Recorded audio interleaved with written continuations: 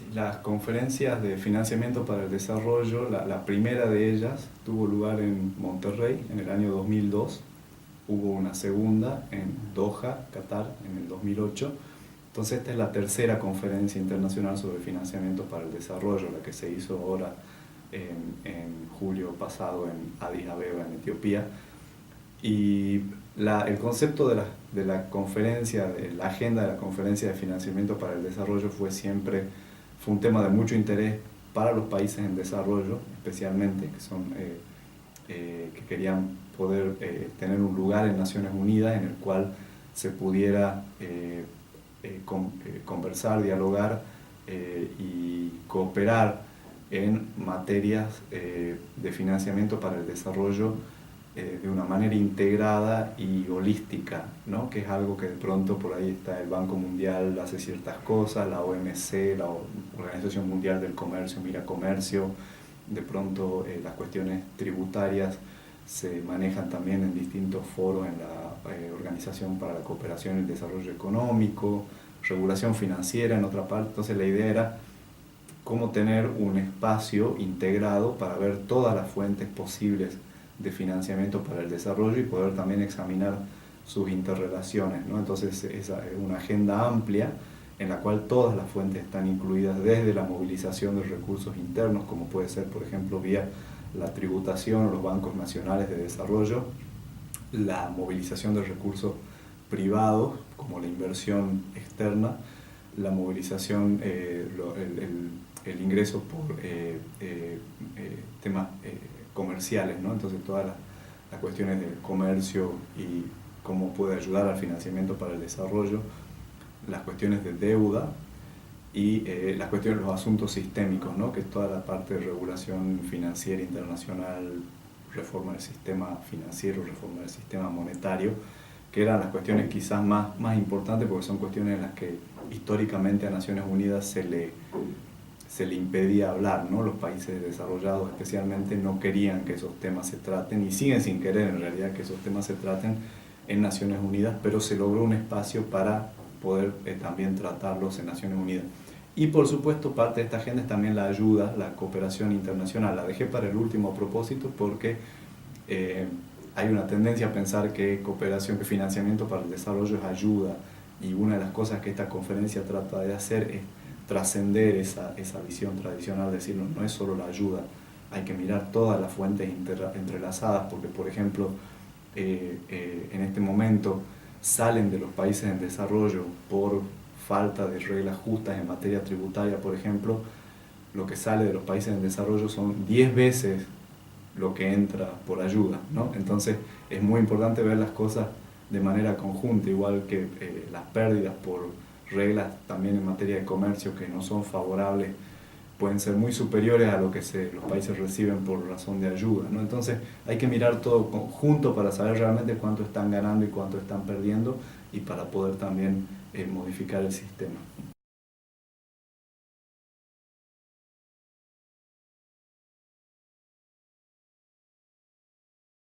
Sí, en Addis Abeba lamentablemente terminamos muy decepcionados en la sociedad civil con los resultados que nuestra evaluación, nuestra línea de base fue decir, ok, ¿qué se logró en Monterrey y en Doha? Y en qué medida esta nueva conferencia avanzó las cosas de Monterrey y Doha, ¿no? En qué medida las desarrolló más, que era lo que esperábamos. Y lamentablemente desde esa línea de base ha habido resultados muy decepcionantes. Nosotros hemos encontrado más de 20 áreas en las cuales se ha retrocedido respecto a los compromisos de Monterrey y Doha. Expliqué cuál es la línea de base para nosotros porque es importante señalarlo eso porque es cierto que la conferencia dice cosas buenas, ¿eh? No es que la conferencia, que el texto sea malo, que totalmente negativo. Hay cosas que las dice que son cosas buenas, pero que son las mismas cosas que ya se habían dicho en Doha y en Monterrey. Entonces nuestra línea de base fue, ok, para nosotros no es suficiente que se reiteren cosas que ya se habían dicho antes, ¿no? Que se mantenga el statu quo. Para nosotros es importante que se avance. Y en varias cosas no solo no se avanza, sino que hemos encontrado que se retrocede. Lo bueno es que se ganaron algunas cosas, un mecanismo de facilitación de tecnología, que es una lucha de mucho tiempo de la sociedad civil involucrada en el tema y una demanda de los países en desarrollo, un mecanismo de seguimiento para la conferencia que es más fuerte que lo que teníamos antes. Se ha fortalecido el mecanismo de seguimiento, lo cual permite preservar, al menos, si bien, como decía, hubo retrocesos y decepciones, preserva el espacio para poder continuar el trabajo dentro de Naciones Unidas, ¿no? Entonces, la voz de Naciones Unidas en materia de política económica nos parecía que era importante preservar, que haya continuidad, y esto, bueno, ofrece la promesa de que hay ese espacio para poder continuar la incidencia y impulsar los cambios que queremos en el financiamiento para el desarrollo. Y nos parece también importante rescatar que tanto la conferencia, en su primer párrafo, reafirma el consenso de Monterrey y de Doha, como en el mecanismo de seguimiento, donde se habla de a qué se le va a hacer seguimiento, también ahí se menciona Monterrey y Doha, ¿no? Se menciona, o sea, es importante entonces que si bien algunos de los resultados no han sido positivos, no es que se perdió lo que había antes, ¿eh? No es que lo nuevo reemplaza lo viejo. Es importante ver esta agenda como un conjunto que empezó en Monterrey, después viene Doha, después viene Addis Abeba. Entonces, Addis Abeba no es el comienzo de algo, Addis Abeba es una continuación de lo que empezó en Monterrey, se tiene que ver como parte de ese conjunto, y entonces las cosas buenas que había no es que se perdieron y que hay que olvidarlas, sino que da espacio, digamos, la manera en que se habla de Monterrey y Doha, da espacio para poder también continuar impulsando los objetivos, los buenos compromisos que se habían logrado antes, ¿no? Entonces eso también es algo positivo para comentar sobre la conferencia.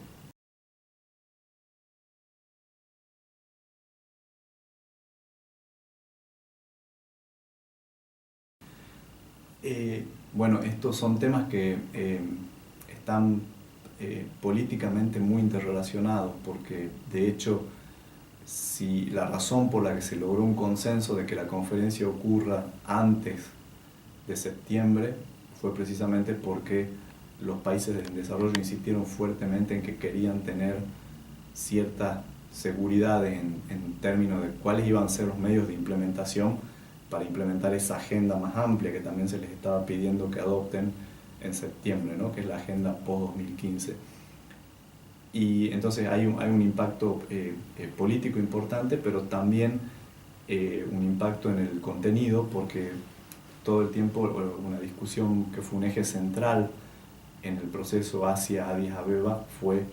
cuál va a ser la relación entre financiamiento para el desarrollo y agenda post-2015, donde por un lado era importante defender la autonomía de ambos procesos, ¿no? O sea, que el financiamiento para el desarrollo tiene que tener su proceso, no queríamos que se subsuma dentro del proceso de post-2015, porque subsumirlo de algún modo implicaba debilitarlo y quizás hasta quitarle su espacio, ¿no? Pero entonces lo que algunos proponían era una identidad entre financiamiento para el desarrollo, medios de implementación de la agenda post-2015, y esa identidad era peligrosa porque no le iba a hacer justicia, ¿no? Nosotros decimos, al proceso de financiamiento para el desarrollo, pero también es importante, no le iba a hacer justicia a medios de implementación no financieros, que quizás no son parte de financiamiento para el desarrollo, pero también son necesarios, ¿no es cierto?, como parte de la implementación de la agenda post-2015, como hablamos, por ejemplo, de construcción de capacidades, de transferencia de tecnología, incluso de participación y buena gobernanza. Se habla en esos términos también, como que estos son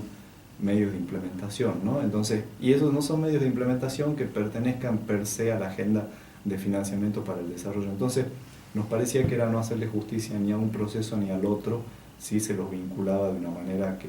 idéntica. Entonces, en definitiva, lo que se acordó fue que estos son procesos que tienen una interrelación, pero también se respeta la identidad del proceso de financiamiento para el desarrollo. Sin embargo, nos quedamos un poco preocupados con una parte del texto que se ha aprobado ahora para la conferencia de septiembre del post-2015, en la que se dice que financiamiento para el desarrollo es parte integral de la agenda post-2015, ¿no? Lo cual va más allá de lo que se acordó en Addis Abeba en términos de esa interrelación, y que también dice que la agenda post-2000, pero también dice que financiamiento para el desarrollo ayudará a contextualizar los medios de implementación de la agenda post-2015. Y este ayudar a contextualizar puede ser problemático porque en varios aspectos los objetivos, como están en la agenda post-2015, son mucho más fuertes en la manera en que están enunciados, en su enunciación, son más fuertes y más contundentes que el lenguaje que se terminó adoptando en Addis Abeba. Entonces, cuando decimos que Addis Abeba ayuda a contextualizar cómo entendemos esos objetivos, nos preocupa un poco, pensamos que más bien debería ser al revés, que la contextualización, como quiera que se lo llame, que hizo Addis Abeba, si es que se acepta esa idea, nunca puede desnaturalizar el objetivo, ¿no?, como fue enunciado originalmente, y esperamos que eso se vaya a mantener, ¿no? La otra manera, para redondear este punto, en la cual los resultados de Addis Abeba influenciaron los medios de implementación de la agenda, es que como ya había un resultado de Addis Abeba, también se discutió cómo tratar de algún modo de resumir, ¿no?, porque no se iba a reiterar todo lo que se dijo en Addis Abeba en la parte de medios de implementación de la agenda post-2015, pero sí había que referenciar de algún modo los temas, ¿no? Y esa referenciación requería tomar selectivamente partes del contenido del acuerdo de Addis Abeba para incorporarlo en el documento de septiembre de la conferencia sobre los objetivos post-2015. Y entonces hubo también mucha controversia sobre cómo hacer ese ejercicio de una manera que no desnaturalice y respete el balance de lo que se logró en Addis Abeba. Y en algunas partes la manera en que se reiteró el lenguaje de Addis Abeba no fue la más satisfactoria para nosotros, ¿no? Por ejemplo, el lenguaje de deuda que se tomó de Addis Abeba no es el mejor, es precisamente una de esas partes en las que hubo retroceso, ¿no?, que nos parecería que hubiera sido un lenguaje mejor olvidarlo que repetirlo en otro documento, pero entonces en ese sentido también tuvo un impacto la agenda de Addis Abeba porque creó de pronto un lenguaje que ya estaba, después hubo que pensar cómo utilizarlo en la parte de medios de implementación del documento de resultado para septiembre.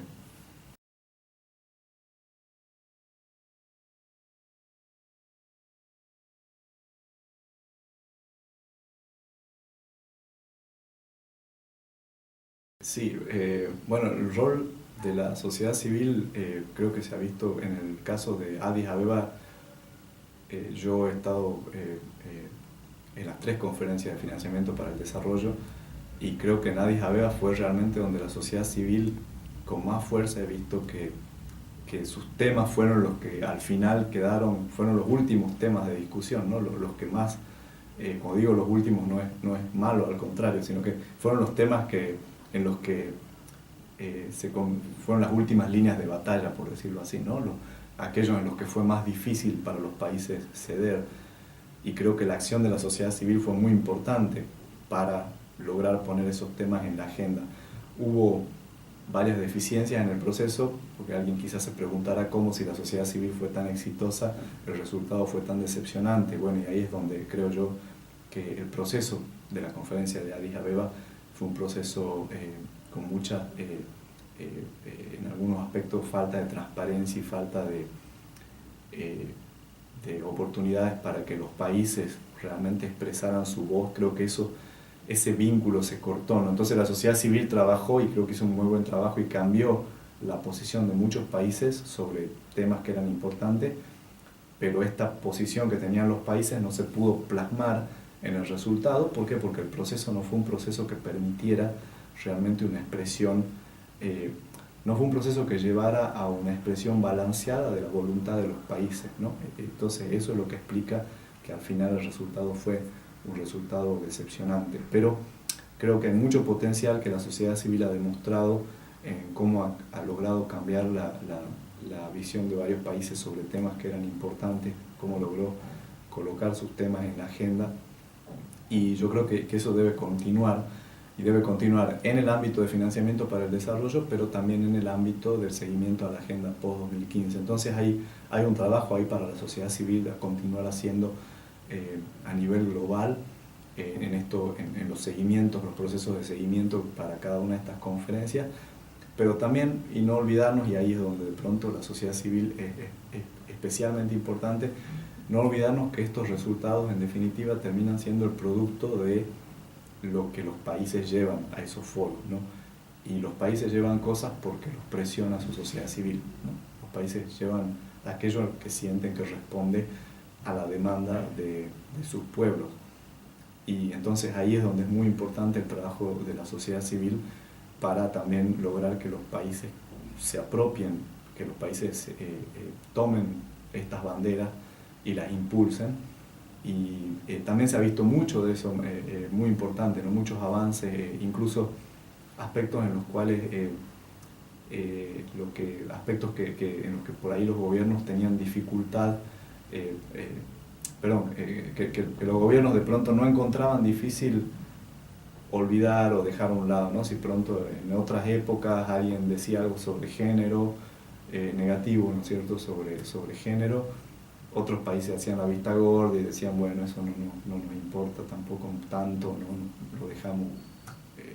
que siga. Y ahora se vio más conflicto, y ese conflicto creado porque la sociedad civil ha sido exitosa en varios países en convertir el género en una cuestión de prioridad, ¿no es cierto? Entonces se veían países que, entonces eso de pronto afectaba la unidad por ahí, pero la afectaba de una buena manera, porque es bueno que no hubiera unidad en contra de ciertas cosas que ya algunos países de pronto sienten que tienen una obligación de priorizar y de cuestionar la unidad que surge alrededor de ciertos aspectos negativos, como sería cuestionar la importancia de tener políticas de género, ¿no? Entonces, bueno, una serie de cuestiones